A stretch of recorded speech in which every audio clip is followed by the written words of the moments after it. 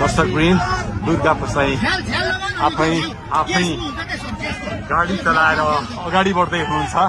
निकै नै अप्रिय अवस्था देख्न सक्छौं हामी। यहाँ प्रहरीले अश्रु ग्यास चलाएको छ।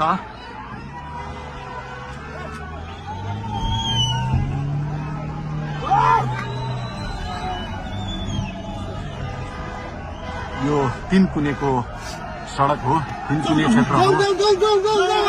उहाँ आफै आफै गाडी चलाउँदै अगाडि बढिराख्नु भएको छ। हामी दुर्गा प्रसादसँगै अगाडि बढिरहेका छौँ।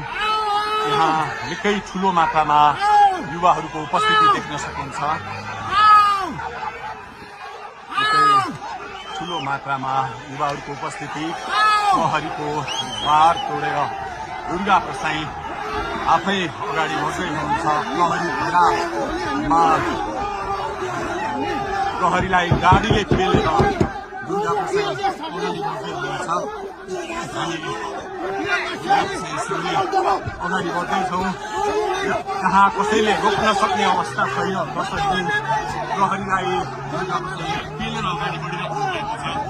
प्रहरी गाडीको चाबी खोज्न लागि परेको छ र दुर्गा प्रसाईले प्रहरीको एक लेयर तोडिसक्नु भएको छ र अब अगाडि सशस्त्र प्रहरीको टोली रहेको छ।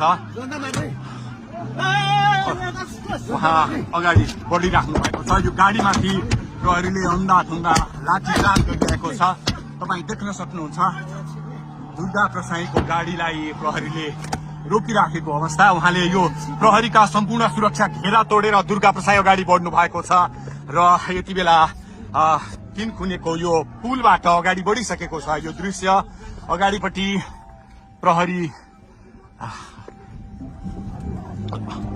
प्रहरीका यी घेरा तोडेर दुर्गा प्रसाई अगाडि बढिराख्नु भएको छ। हामी दृश्य देख्न सक्छौं।